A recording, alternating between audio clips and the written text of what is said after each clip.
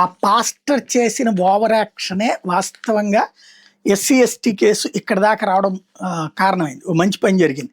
వాస్తవంగా ఈ తీర్పు ఎస్సీ ఎస్టీ రిజర్వేషన్లు పొందేటటువంటి వాళ్ళు మతం మారితే క్రైస్తవంలోకి మారితే వాళ్ళకి రిజర్వేషన్ వర్తించదన్న తీర్పు వెనకాల ఉన్నటువంటి వ్యవహారం ఏంటంటే బాపట్ల జిల్లా పిట్టలవానిపాలెంలో చింతాడానంద్ అనే పాస్టర్ అక్కడ అక్కల రామిరెడ్డి అనే వ్యక్తి మీద 2021లో ఎస్సీ ఎస్టీ అత్యాచారాల నిరోధక చట్టంలోని 3(1)R 3(1)N 3(2)VA సెక్షన్ల కింద ఐపీసీ 341 506 323 రెడ్ విత్ 34 సెక్షన్ కింద క్రిమినల్ కేసు పెట్టారు.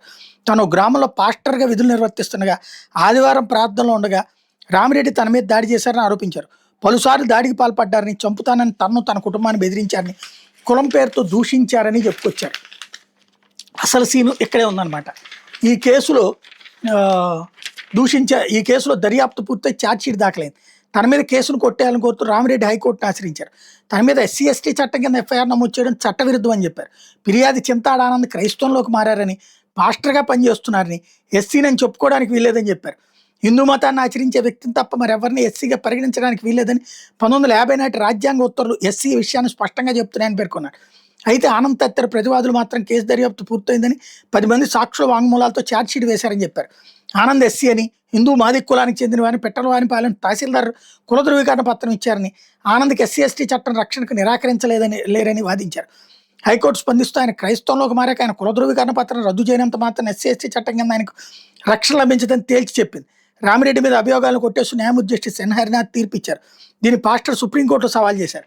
కానీ హైకోర్టు తీర్పుని ధర్మాసనం సమర్థిస్తూ 33 పేజీల తీర్పు వెలువరించింది. ఎవరైనా వ్యక్తి క్రైస్తవ మతంలోకి మారి దాన్ని క్రియాశీలంగా బోధిస్తూ ప్రచారం చేస్తుంటే అతన్ని ఎస్సీ కులానికి చెందిన వ్యక్తిగా పరిగణించడానికి వీల్లేదు. జన్మతః ఎస్సీ కులంలో పుట్టిన వ్యక్తి హిందూ మతం, బౌద్ధ మతం, సిక్కు మతం తప్ప మరే మతాన్ని పుచ్చుకున్న అతనికి ఎస్సీ హోదా దక్కదు. తక్షణమే సంపూర్ణంగా ఆ హోదాను కోల్పోతాడు. షెడ్యూల్ కులాల జాబితాను రూపొందించిన 1950 నాటి రాజ్యాంగ ఉత్తర్వులు ఇదే స్పష్టం చేస్తున్నాయి. రాజ్యాంగం ప్రకారం కానీ, పార్లమెంట్ లేదా శాసనసభ చేసిన చట్టం ద్వారా కానీ ఎలాంటి చట్టబద్ధ ప్రయోజనాలు, రక్షణ, రిజర్వేషన్ మతం మారిన వారికి వర్తించవు. సదరు ఉత్తర్వులోని 3వ క్లాజు ప్రకారం వారు ఎస్సీ కులానికి చెందరు. దీనికి తిరుగులేదు, ఎలాంటి మినహాయింపు ఉండదని స్పష్టం చేసింది. 1950లో కేవలం హిందువులకు మాత్రమే ఎస్సీ హోదా ఉండేదని, 56లో సిక్కు మతస్థుల్ని, 90లో బౌద్ధ మతస్థులు ఈ జాబితాలో చేర్చారని గుర్తు చేసింది. ఈ జాబితాలో క్రైస్తవం లేదా ఇస్లాం మతాలు లేవని స్పష్టం చేసింది. పార్లమెంట్ చట్టం ద్వారా మార్పు చేసే వరకు ఇతర మతాల వారికి ఎస్సీ హోదా దక్కదని తేల్చి చెప్పింది. ప్రస్తుత కేసులో పిటిషనర్ ఆనంద్ తిరిగి తన మాతృమతం హిందూ మతంలోకి మారినట్టు కానీ, మాదిగ సామాజిక వర్గం ఆయన తిరిగి తమలో కలుపుకున్నట్టు కానీ చెప్పేందుకు ఎటువంటి ఆధారాలు లేవు. దీనికి విరుద్ధంగా ఆయన దశాబ్ద కాలానికి పైగా క్రైస్తవ మతాన్ని ఆచరిస్తూ పాస్టర్గా సేవలు అందిస్తున్నట్టు సాక్ష్యాధారాలు స్పష్టం చేస్తున్నాయి. ప్రతి ఆదివారం క్రమం తప్పకుండా ప్రార్థనలు నిర్వహిస్తున్నారు.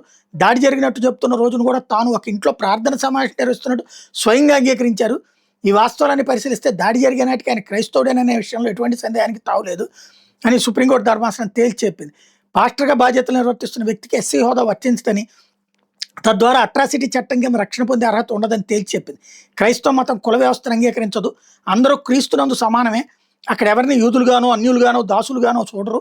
ఒక వ్యక్తి క్రైస్తవంలోకి మారిన తర్వాత హిందూ మతంలోని సామాజిక వివక్ష నుండి బయటపడినట్టు భావించాలి.